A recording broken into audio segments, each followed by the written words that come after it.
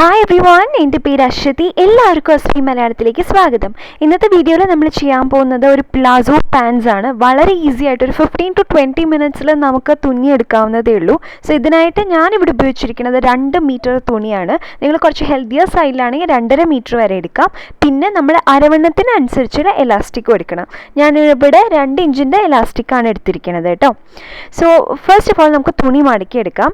2 metre തുണിയാണ് ഞാനിവിടെ എടുത്തിരിക്കുന്നത്. അത് ആദ്യം പകുതിയായിട്ട് മടക്കിയിട്ട് ആ പകുതി പിന്നെയും എഗെയിൻ പകുതിയായിട്ട് മടക്കാണ്. ഈ വീഡിയോയിൽ നമ്മളിപ്പോൾ കണ്ടില്ലേ, അതേപോലെ തന്നെ മടക്കിയെടുക്കുക. അതിനുശേഷം നമ്മുടെ അളവിലുള്ള ഒരു പ്ലാസോ പാൻറ്റോ ജീൻസോ എന്തെങ്കിലും ആയാലും വിരോധമില്ല. ഈഗൻ വീട്ടിലിടുന്ന പൈജാമ പാൻസ് ആയാലും കുഴപ്പമില്ല. അത് വെക്കുക തുണിയുടെ മീതെ. എന്നിട്ട് ആ ഒരു 4 ഇഞ്ച് വിട്ടിട്ട് വേണം വെക്കാനായിട്ട്. കാരണം എന്താണെന്ന് വെച്ച് കഴിഞ്ഞാൽ 4 ഇഞ്ച് ഓളം നമുക്ക് എലാസ്റ്റിക് ഇടാൻ വേണം.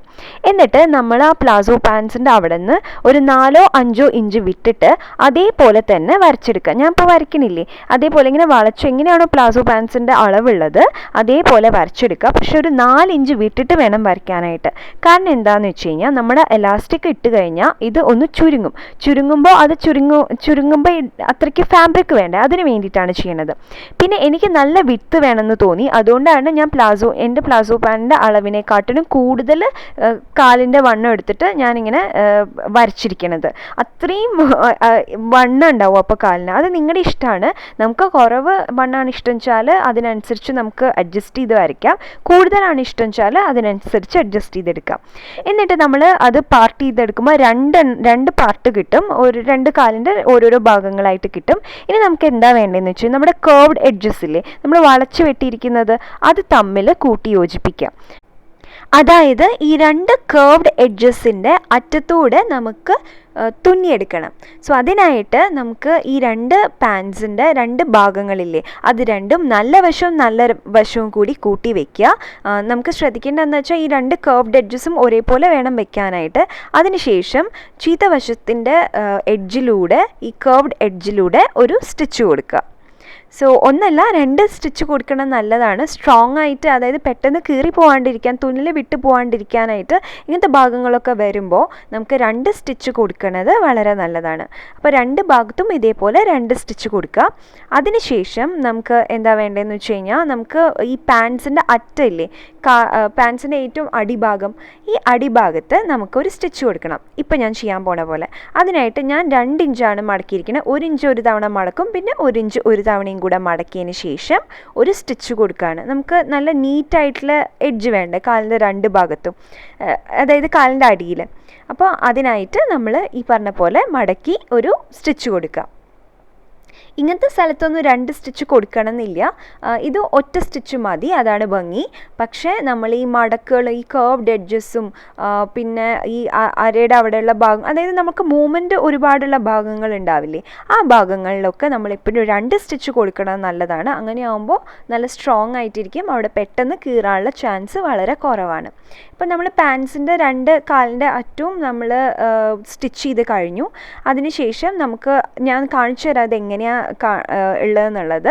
ഇപ്പം നമ്മൾ കർവ്ഡ് എഡ്ജസും അടിച്ചു, കാലിൻ്റെ അറ്റവും അടിച്ചു. ഇനി നമുക്ക് ഒരു ഭാഗം കൂടി മാത്രമേ അടിക്കാവുള്ളൂ. അതോടുകൂടി നമ്മുടെ പാൻസ് ഏകദേശം ആയി തന്നെ വേണം പറയാനായിട്ട്. അതിനുശേഷം നമുക്ക് എലാസ്റ്റിക് ഇട്ടാൽ മാത്രം മതിയാവും.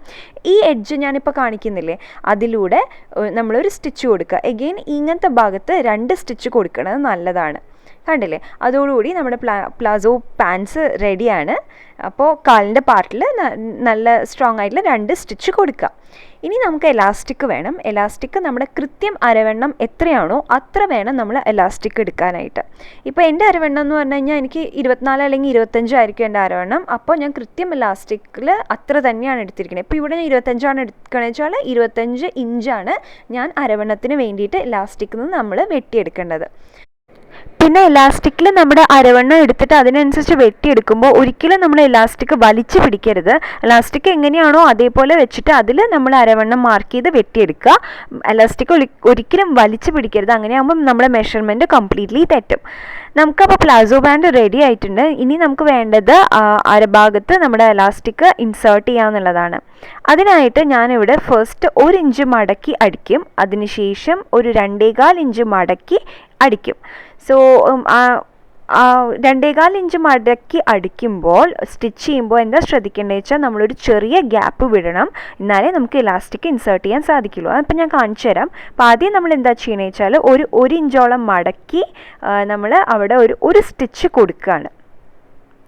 സോ ഇവിടെയൊന്നും എഗെയിൻ 2 സ്റ്റിച്ച് കൊടുക്കേണ്ട കാര്യമില്ല, ഒരു സ്റ്റിച്ച് മാത്രം കൊടുത്താൽ മതിയാവും. സോ വൺസ് അത് കഴിഞ്ഞ് കഴിഞ്ഞാൽ നമുക്ക് എഗെയിൻ ഒരു 2.25 ഇഞ്ചോളം മാറ്റി അടിക്കുകയാണ് ഞാൻ. എൻ്റെ ഇലാസ്റ്റിക്കിൻ്റെ വീതി ഇവിടെ 2 ഇഞ്ചോളം ഉണ്ട്. അപ്പോൾ അതുകൊണ്ടാണ് ഞാനിവിടെ മടക്കി അടിക്കുന്ന വീതി 2.25 ഇഞ്ചാക്കി എടുക്കുന്നത്. നിങ്ങളുടെ ഇലാസ്റ്റിക്കിൻ്റെ വീതി 1 ഇഞ്ചോ 1.25 ഇഞ്ചോ ഉള്ളൂ വെച്ചാൽ അതിനനുസരിച്ച് നമ്മൾക്ക് മാറ്റം വരുത്താം. ഒരു 1/4 ഇഞ്ചോളം മാത്രം നമുക്ക് കൂട്ടിയെടുത്താൽ മതി. നമുക്ക് ഇലാസ്റ്റിക് ഇടുമ്പോൾ അതിനുള്ള എളുപ്പത്തിന് വേണ്ടിയിട്ടാണ് നമ്മൾ 1/4 ഇഞ്ചോളം കൂട്ടിയെടുക്കുന്നത്. എന്നിട്ട് നമ്മൾ ശ്രദ്ധിക്കേണ്ട ഒരു കാര്യം എന്താണെന്ന് വെച്ച് കഴിഞ്ഞാൽ ഏകദേശം ഇത് കണ്ടില്ലേ, ഒരു 1.5 ഇഞ്ചോളം നമ്മൾ ഗ്യാപ്പ് വിടണം. ഫുൾ കംപ്ലീറ്റ് ആയിട്ട് സ്റ്റിച്ച് ചെയ്തെടുക്കരുത്. ഇനി ഞാൻ എന്താ ചെയ്യണമെന്ന് വെച്ചാൽ എലാസ്റ്റിക് ഇൻസേർട്ട് ചെയ്ത് കൊടുക്കുകയാണ്. ഒരു സൂചി വെച്ചിട്ട് നമ്മൾ പിൻ വെച്ചിട്ട് നമ്മൾ അറ്റത്ത് പിൻ ചെയ്തതിന് ശേഷം നമ്മൾ ഇൻസേർട്ട് ചെയ്യില്ലേ, എളുപ്പമല്ലേ, നമ്മൾ സ്ഥിരം വീട്ടിൽ ചെയ്യണ കാര്യമല്ലേ ഇത്.